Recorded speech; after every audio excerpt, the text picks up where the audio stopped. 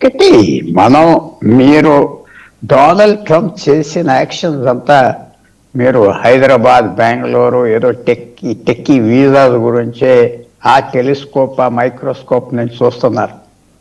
మనకి అది అనవసరం. ఈవేళ మనకి మన మీద అమెరికాకు ఒకటే ఒక ప్రెషర్ ఉన్నది, లేకపోతే ఏం లేదు. అది 2 లక్షల మందికి H1B వీసాస్ కావాలి, గ్రీన్ కార్డ్స్ కావాలి, అంతే కదా. అంతే కదా, ఇంకేమన్నా ఉన్నదా? ఏంటి వాళ్ళు చేసేది? అంతే. మన ప్రభుత్వం కూడా తల ఒప్పుకొని కూర్చున్నదంటే అంతే, ఇంకేం లేదు మన మీద. మనకి వాళ్ళకి పెద్ద వాణిజ్యం లేదు.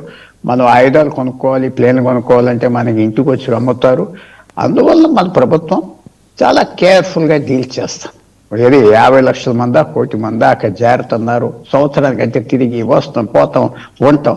సో దాని గురించి హైలీ ఆర్టిక్యులేట్. వీళ్ళెవరు లేబరర్స్ కాదు, గల్ఫ్లో ఉన్నట్టుగా అంతా middle class, upper middle class, rich people, మీడియాని డామినేట్ చేసేవాళ్ళు, నెరేటివ్ అంటే కథ అంతా చెప్పేవాళ్ళు. కాబట్టి మనకి అమెరికాతో ఆ కన్ను అది వేసుకొని కూర్చున్నారు.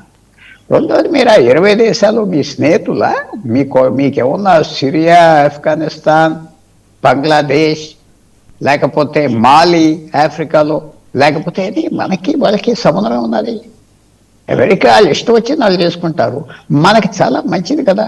మన ఇష్టంలో మన దేశంలో కూడా గత 50-60 సంవత్సరాల్లో మనం ఫీల్ అవుతున్నాం కదా. ఇతర దేశాల్లో వచ్చి ఇక్కడ సెటిల్ అయిపోయి ఓటింగ్ చేసి చేస్తున్నారు. So America